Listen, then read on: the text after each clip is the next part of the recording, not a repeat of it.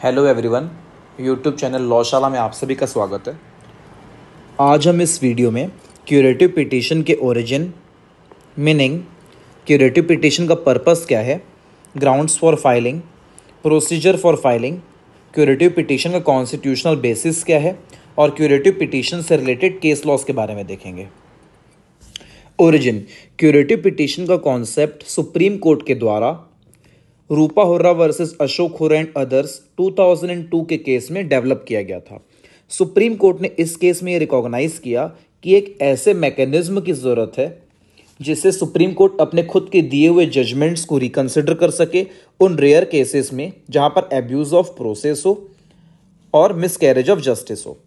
रूपा Hurra versus Ashok Hurra case के facts के बारे में देखते हैं।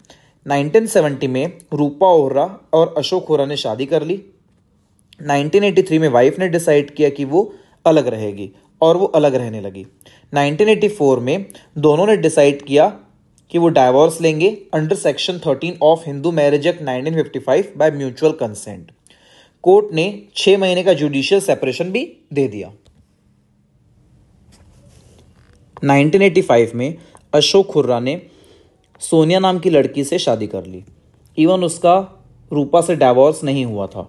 1986 में रूपा हुर्रा ने कंसेंट विड्रॉ कर लिया for divorce by mutual consent. अब ये क्वेश्चन अराइज हुआ कि क्या कंसेंट को विड्रॉ किया जा सकता है। ट्रायल कोर्ट ने ये हेल्ड किया कि कंसेंट विड्रॉ हुआ है एंड जहां पर कंसेंट नहीं है वहां पर डाइवोर्स बाय म्यूचुअल कंसेंट नहीं हो सकता। हस्बैंड ने हाईकोर्ट में अपील फाइल की। हाईकोर्ट ने एंटायर फैक्ट्स और लॉ को देखा और ये हेल्ड किया कि all ingredients of section 13B of Hindu marriage act 1955 fulfil हुए हैं और कंसेंट विड्रॉ किया गया है after 18 months of the filing of petition. High court ने ट्रायल कोर्ट के डिसीजन को सेट असाइड कर दिया and held divorce valid.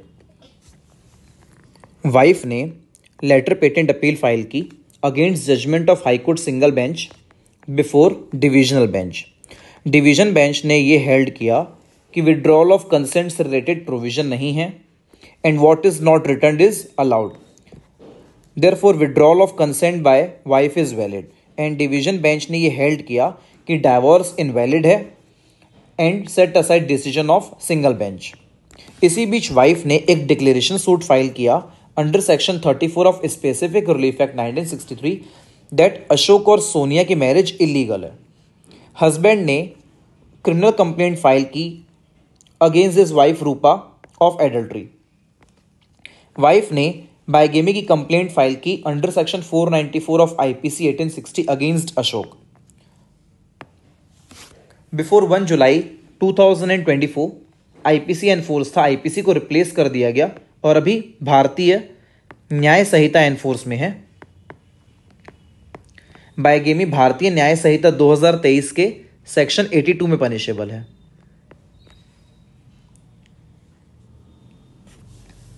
Husband ने under article 136 of the constitution special leave petition file की सुप्रीम कोर्ट में against the decision of divisional bench.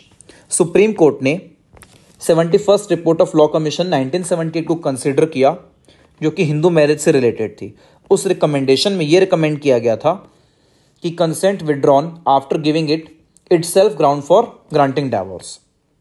ये एक रिकमेंडेशन था, लॉ नहीं था, बट सुप्रीम कोर्ट ने पिटीशन को अलाउ किया and held divorce valid. Wife ने under article 137 of the constitution review petition file किया before supreme court which was dismissed.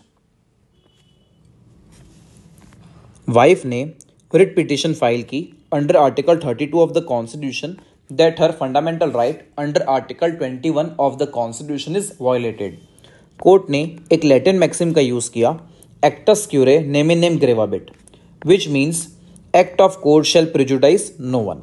Supreme court ने हेल्ड किया कि सुप्रीम कोर्ट अपने डिसीजंस को रिकंसिडर कर सकता है in order to prevent abuse of process and cure miscarriage of justice, और ऑब्जर्व किया कि रिव्यू पिटीशन के डिसमिस हो जाने के बाद भी एक और अपॉर्चुनिटी होनी चाहिए।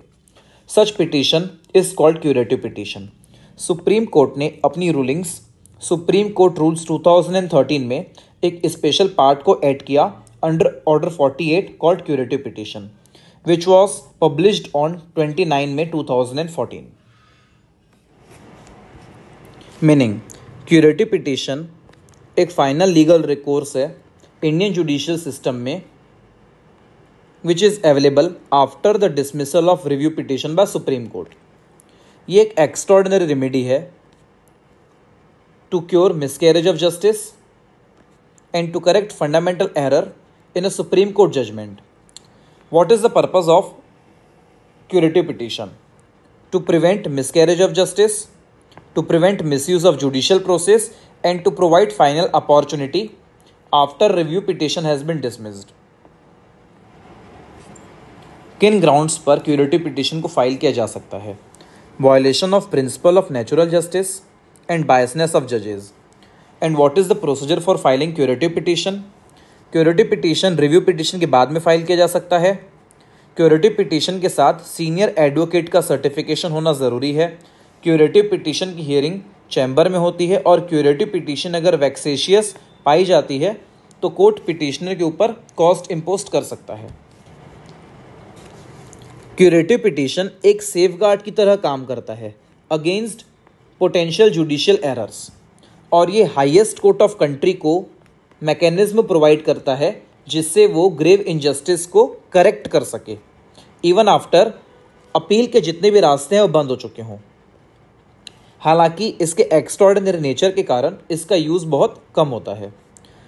कॉन्स्टिट्यूशनल बेसिस, क्यूरेटिव पिटीशन एक जुडिशियल इनोवेशन है.